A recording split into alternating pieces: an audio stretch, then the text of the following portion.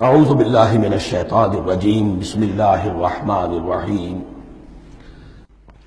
وَإِذْ قُلْنَا ادْخُلُوا هَٰذِهِ الْقَرْيَةَ فَكُلُوا مِنْهَا حَيْثُ شِئْتُمْ رَغَدًا وَادْخُلُوا الْبَابَ سُجَّدًا وَقُولُوا حِطَّةٌ نَغْفِرْ لَكُمْ خَطَايَاكُمْ۔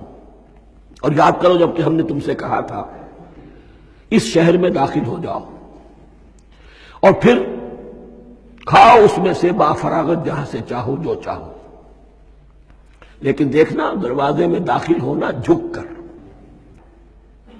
اور کہتے رہنا مغفرت مغفرت مغفرت، ہم تمہاری خطاؤں سے درگزر فرمائیں گے۔ اس آیت کو سمجھنے کے لیے ذرا تاریخی بات سمجھ لیجئے۔ صحرائے سینا میں آنے کے بعد اور یہ جو کتاب تورات انہیں مل گئی تھی، اس کے بعد حضرت موسیٰ علیہ السلام کے ہی زمانے میں انہیں جہاد اور قتال کا حکم ہوا۔ اس سے پوری قوم نے انکار کر دیا، یہ سورہ مائدہ میں آئے گا۔ اس پر اللہ تعالیٰ نے ایک سزا مسلط کر دی ان پر کہ 40 برس تک کسی صحرا میں بھٹکتے پھریں گے۔ اگر یہ ابھی قتال کرتے جہاد کرتے تو پورا فلسطین ان کے ہاتھ پر ابھی فتح کرا دیتے، لیکن چونکہ انہوں نے بزدلی دکھائی ہے، اب سزا یہ ہے فَإِنَّهَا مُحَرَّمَةٌ عَلَيْهِمْ 40 سَنَةً يَتِيهُونَ فِي الْأَرْضِ، اب 40 برس تک یہ اسی صحرا میں بھٹکتے پھریں گے، اور ارض فلسطین جو ان کے لیے ارض موعود تھی وہ ان پر حرام کر دی گئی 40 سال کے لیے۔ اس 40 سال کے عرصے میں حضرت موسیٰ کا بھی انتقال ہو گیا، حضرت ہارون کا بھی ہو گیا، اور اس عرصے میں ایک نئی نسل پیدا ہوئی۔ وہ جو غلامی کا داغ اٹھائے ہوئی نسل آئی تھی مصر سے، جن کے اندر مورل کیریکٹر جو ہے وہ بہت کمزور ہو جاتا ہے، وہ پوری نسل ختم ہو گئی، نئی نسل اب پیدا ہوئی۔ 40 برس صحرا میں پیدا ہوئے، یہی پلے بڑھے، ان میں اب ایک جذبہ تھا۔ حضرت موسیٰ کے پھر جو خلیفہ تھے یوشع ابن نون، جوشوا، تورات میں ان کا نام جوشوا ہے، یوشع، ان کی سرکردگی میں اب بنی اسرائیل کی اس نئی نسل نے قتال کیا، جنگ کی، اور پہلا شہر جو فتح ہوا وہ اریحا۔ آج بھی وہ شہر جو ہے جیریکو جو آپ دیکھتے ہیں خبروں کے اندر آتا ہے بار بار، اریحا اس کا پرانا نام ہے، یہ شہر فتح ہوا۔ اس فتح کی بات کا تذکرہ ہو رہا ہے۔ یاد کرو جب کہ ہم نے تم سے کہا تھا اس بستی میں، اس شہر میں داخل ہو جاؤ فاتحانہ، اور پھر جو کچھ یہاں ہے، جو نعمتیں ہیں ان سے متمتع ہو، کھاؤ پیو، لیکن داخل ہونا سجدہ کرتے ہوئے، مراد کیا، جھک کر، یعنی ایسا نہ ہو کہ تکبر کی وجہ سے تمہاری گردنیں اکڑ جائیں، گردنیں جھکا کر اللہ کا احسان مانو، یہ نہ سمجھو کہ یہ فتح تم نے حاصل کی۔ اس کی تفسیر اصل میں نظر آتی ہے حضور کی شخصیت میں، کہ جب فتح مکہ کے موقع پر مکے میں داخل ہوئے ہیں تو جس سواری پر آپ بیٹھے ہوئے تھے، آپ کی پیشانی اس کی گردن کے ساتھ جڑی ہوئی تھی۔ یہ وقت ہوتا ہے جب کہ تکبر اور تعالی، فاتح کی حیثیت سے آنا، اور بندہ مومن کے لیے یہی وقت ہے تواضع کا، جھکنے کا۔ وَقُولُوا حِطَّةٌ، حتیٰ یحط تو کہتے ہیں جھاڑ دینے کو، تو اس کے معنی کیا ہے، اے اللہ ہمارے گناہ جھاڑ دے، مغفرت، اے اللہ ہمیں مغفرت، ہماری مغفرت فرما، جو خطائیں ہو گئی بخش دے۔ قولوا حِطَّةٌ، تمہاری زبان پر استغفار ہونا چاہیے، تمہاری گردنیں جھکی ہوئی ہونی چاہیے۔ نغفر لکم خطایاکم، اگر تم اس پر عمل کرو گے ہم تمہاری خطائیں جو ہیں انہیں معاف فرما دیں گے۔ وسنزید المحسنین، اور جو تم میں محسن ہوں گے انہیں اور بھی زیادہ دیں گے، اور انعام و اکرام آئیں گے۔ فبدل الذین ظلموا قولا غیر الذی قیل لہم، تو ان میں سے جو ظالم تھے، جو بد کردار تھے، انہوں نے بدل دیا، ایک اور قول اختیار کر لیا اس قول کی جگہ جو انہیں کہا گیا تھا حطہ حطہ، انہوں نے کہنا شروع کیا حنطہ حنطہ، ہمیں تو گیہوں چاہیے۔ یہ بعد میں ابھی آ جائے گا اگلے رکوع کے اندر، کہ من و سلوہ سے ان کی طبیعتیں بھر گئی تھی ایک ہی چیز کھا کھا کے۔ اب وہ کہہ رہے تھے کوئی چیز ہمیں جو ہے زمین کی روئندگی میں سے، پیداوار میں سے، تو وہ ان کے زبان پر انہوں نے مذاق اڑاتے ہوئے گویا کہ حضرت موسیٰ علیہ السلام کے ذریعے سے حکم ملا ہے، استہزاء کر رہے ہیں، حطۃ کی بجائے حنطۃ۔ فانزلنا علی الذین ظلموا رجزا من السماء بما كانوا یفسقون، تو جن لوگوں نے یہ حرکت کی تھی ان پر ہم نے آسمان سے ایک بہت بڑا عذاب نازل کیا۔ تورات سے معلوم ہوتا ہے کہ پلیگ آئی اور جنہوں نے یہ حرکت کی تھی وہ سب کے سب ہلاک ہو گئے یریکو کے اندر، بما کانوا یفسقون، بسبب اس نافرمانی کے جو انہوں نے کی۔ وَإِذِ اسْتَسْقَىٰ مُوسَىٰ لِقَوْمِهِ فَقُلْنَا اضْرِب بِّعَصَاكَ الْحَجَرَ۔ اب یہ پھر صحرائے سینا کا واقعات آ رہے ہیں، ان میں ترتیب زمانی نہیں ہے۔ اریحا کی فتح جو ہے حضرت موسیٰ کے بعد ہے، لیکن اب یہاں پہ پھر ابھی وہ جو صحرائے تیہ میں جب بھٹک رہے تھے پھر اس کا ذکر ہے۔ وَإِذِ اسْتَسْقَىٰ مُوسَىٰ لِقَوْمِهِ فَقُلْنَا اضْرِب بِّعَصَاكَ الْحَجَرَ، اور جب کہ موسیٰ کی قوم نے موسیٰ سے پانی طلب کیا۔ اب صحرا میں آپ کو معلوم ہے جہاں پڑاؤ تھا اب وہاں پانی نہیں ہے، 6 لاکھ ہو 7 لاکھ ہو کتنے افراد ہو، پانی چاہیے تھا۔ وَإِذِ اسْتَسْقَىٰ مُوسَىٰ لِقَوْمِهِ فَقُلْنَا اضْرِب بِّعَصَاكَ الْحَجَرَ، تو ہم نے کہا کہ اپنے عصا سے ضرب لگاؤ چٹان، فَانْفَجَرَتْ مِنْهُ اثْنَتَا عَشْرَةَ عَيْنًا، تو اس سے 12 چشمے پھوٹ بہے۔ فجر کہتے ہیں کسی شے کے پھٹ کر کوئی چیز برآمد ہو۔ فجر جو ہوتی ہے، فجر کا وقت رات کی تاریکی کا پردہ چاک ہوتا ہے اور سپیدہ سحر نمودار ہوتا ہے۔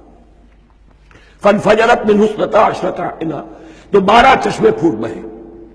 قَدْ عَلِمَ كُلُّ أُنَاسٍ مَشْرَبَهُمْ، یہاں اناس سے کیا مراد ہے؟ ہر قبیلہ، ہر قبیلے نے اپنا گھاٹ معین کر لیا۔ 12 قبیلے تھے، اگر علیحدہ علیحدہ نہ ہوتا معاملہ، 12 چشمے اسی لیے دیے گئے کہ لڑے نہ جھگڑے نہ۔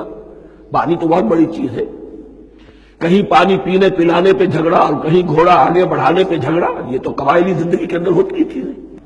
تو اس اعتبار سے اللہ تعالیٰ نے ان کے لیے یہ سہولت کی کہ 12 چشمے پھوٹ بہے۔ قد علم کل اناس مشربہم، ہر ایک نے اپنا گھاٹ جان لیا، معین کر لیا۔ کلوا واشربوا من رزق اللہ، گویا کہ کہہ دیا گیا کہ کھاؤ اور پیو اللہ کے رزق میں سے۔ ولا تعثوا فی الارض مفسدین، اور زمین میں فساد مچاتے نہ پھرو۔ کھانے پینے کے لیے پانی بھی ادھر آ گیا، کھانے کے لیے من و سلوہ آ گیا۔ اب دیکھیے ان کی ناشکری۔ وَإِذْ قُلْتُمْ يَا مُوسَىٰ لَن نَّصْبِرَ عَلَىٰ طَعَامٍ وَاحِدٍ، یاد کرو جب کہ تم نے کہا تھا اے موسیٰ ہم ایک کھانے پر تو صبر نہیں کر سکتے، کھا کھا کے بکھتا گئے ہیں من و سلوہ۔ فَادْعُ لَنَا رَبَّكَ، تو ذرا اپنے رب سے دعا کرو، پکارو ہمارے لیے اپنے رب کو۔ یخرج لنا، وہ نکالے ہمارے لیے مما تنبت الارض، زمین کی روئیدگی اور پیداوار میں سے، نباتات ارضی میں سے، من بقلہا، اس کی ترکاریاں، وقثائہا، اور ککڑیاں، کھیرے اور ککڑیاں، ان سب کے لیے یہ لفظ ہے۔ وفومہا، ایک ترجمہ گیہوں کیا گیا ہے لیکن میرے نزدیک زیادہ صحیح ترجمہ ہے لہسن، اور سرائے کی زبان میں بھی اور ممکن ہے کہ سندھی میں بھی ہو، تھوم کہتے ہیں لہسن کو، یہ فوم کی بدلی ہوئی شکل ہے، اس لیے کہ یہی علاقہ ہے جس میں عرب آئے تھے، تو عربوں کی زبان کے بہت سے الفاظ جو ہیں اس سرائے کی زبان میں خاص طور پر وہ بہت زیادہ تو تھوڑی سی شکل بدل کر وہ کافی تعداد میں موجود ہے۔ وعدسہا، اور دال خاص طور پر مسور کی، وبصلہا، اور پیاز۔ اب جو چٹخارے جس سے بنتے ہیں سالن کے، ان کی زبانیں وہ چٹخارے مانگ رہی۔ ظاہر بات ہے کہ اگر وہ سلوا بھی تھا، بٹیرا ہے، اسے آگ کے اوپر ذرا سا تپایا اور کھایا، وہ ایک ہی خاص قسم کی غذا ہے جو چل رہی ہے۔ اسی طرح من جو ہے وہ ایک خاص قسم کا سیریل ان کے لیے بن گیا ہے۔ لیکن یہ جو چٹخارے ہیں یہ تو لہسن سے ہے، پیاز سے ہے، ترکاریوں سے ہے، ان تمام چیزوں سے، دال کا اپنا ایک ذائقہ ہے۔ قَالَ أَتَسْتَبْدِلُونَ الَّذِي هُوَ أَدْنَىٰ بِالَّذِي هُوَ خَيْرٌ، حضرت موسیٰ نے فرمایا کیا تم وہ شے بدلے میں لینا چاہتے ہو اس کے، کیا وہ شے جو کمتر ہے بدلے میں چاہتے ہو اس کے کہ جو بہتر ہے؟ من و سلوہ کہیں بہتر ہے اللہ کی طرف سے تمہیں دیا گیا ہے، تم اس سے تمہارا جی بھر گیا ہے، اس کو ہاتھ سے دے کر چاہتے ہو کہ یہ ادنا چیزیں تمہیں ملے۔ اہبطوا مصرا، اب یہ لفظ آ گیا اہبطوا۔ اب ظاہر بات ہے یہ آسمان سے زمین پر اترنے کے لیے لفظ نہیں ہے اہبطوا، یہاں اس کا ترجمہ صحیح ہوگا سیٹل ڈاؤن سم ویئر۔ اگر زمین کی یہ چیزیں چاہیے تو کہیں سیٹل ہو جاؤ اور کاشت کرو، بیج ڈالو، آبیاری کرو، یہ ساری چیزیں تمہیں مل جاتی۔ اہبطوا مصر، کہیں سیٹل ڈاؤن ہو جاؤ، کہیں اتر پڑو کسی بستی میں، کسی علاقے میں، فَإِنَّ لَكُمْ مَا سَأَلْتُمْ، تمہیں مل جائے گا جو کچھ کہ تم نے مانگا۔ وَضُرِبَتْ عَلَيْهِمُ الذِّلَّةُ وَالْمَسْكَنَةُ وَبَاءُوا بِغَضَبٍ مِّنَ اللَّهِ۔ اب یہ ہے ان کی وہ خباثتیں، ان کے وہ ناشکریاں، ان کی وہ معصیتیں، ان پر جو آخری حکم دیا جا رہا ہے، جو اگر آپ برا نہ مانے تو میں عرض کروں گا، آج یہود پر اتنا اپلیکیبل نہیں ہے جتنا مسلمانوں پر ہے۔ ضربت علیہم الذلۃ والمسکنۃ وباؤوا بغضب من اللہ۔ ذلت اور مسکنت، کم ہمتی ان پر تھوپ دی گئی۔ ضربت علیہم، it was heaped upon them. The humiliation was heaped upon them. ضربت علیہم الذلۃ والمسکنۃ وباؤوا بغضب من اللہ، اور وہ اللہ کا غضب لے کر لوٹے۔ وہی امت جس کے بارے میں فرمایا وَأَنِّي فَضَّلْتُكُمْ عَلَى الْعَالَمِينَ، اسی امت کا پھر یہ حشر ہوا۔ کیوں ہوا؟ نافرمانی۔ تمہیں کتاب دی تھی کہ تم پیروی کرو، تمہیں کتاب دی تھی کہ اسے قائم کرو۔ وَلَوْ أَنَّ أَهْلَ الْكِتَابِ أَقَامُوا التَّوْرَاةَ وَالْإِنْجِيلَ وَمَا أُنزِلَ إِلَيْهِمْ مِن رَّبِّهِمْ لَأَكَلُوا مِن فَوْقِهِمْ وَمِن تَحْتِ أَرْجُلِهِمْ۔ اگر یہ تورات اور انجیل کو قائم کرتے، نافذ کرتے، تو نعمتیں زمین بھی اگلتی، ان کے قدموں کے نیچے سے نعمتیں جو ہیں وہ پھوٹتی، اور ان کے سروں کے اوپر سے بھی بارش ہوتی نعمتوں کی۔ لیکن اگر تم نے اس کو چھوڑ کر اپنی خواہشات، اپنے نظریات، اپنے خیالات، اپنا تمرد، اپنی سرکشی، اپنی حاکمیت، اپنی مصلحتیں، اپنی عقل، اس کو بالا تر کیا، تو پھر جو قوم اللہ کے قانون کی، اللہ کی ہدایت کی، اللہ کی کتاب کی امین ہوتی ہے دنیا میں، وہ اللہ کی ریپرزنٹیٹو ہوتی ہے، نمائندہ ہوتی ہے۔ اگر وہ اپنے عمل سے مس ریپرزینٹ کرے اللہ کو، تو وہ کافروں سے بڑھ کر مغضوب اور کافروں سے بڑھ کر مبغوض ہو جاتی ہے، مغضوب بھی مبغوض بھی۔ کافروں کو تو دین پہنچانا تمہارے ذمہ تھا، تم نے دین ان کو کیا پہنچانا تھا، تم تو خود دین سے منحرف ہو گئے۔ آج اس جگہ پر امت مسلمہ کھڑی ہے کہ 1.25 بلین یا 1.5 بلین، 125 کروڑ عزت نام کی شے نہیں ہے، کہ عزت نام تھا جس کا گئی تیمور کے گھر سے، سارے معاملات دنیا کے G7 G15 کے ہاتھ میں ہے،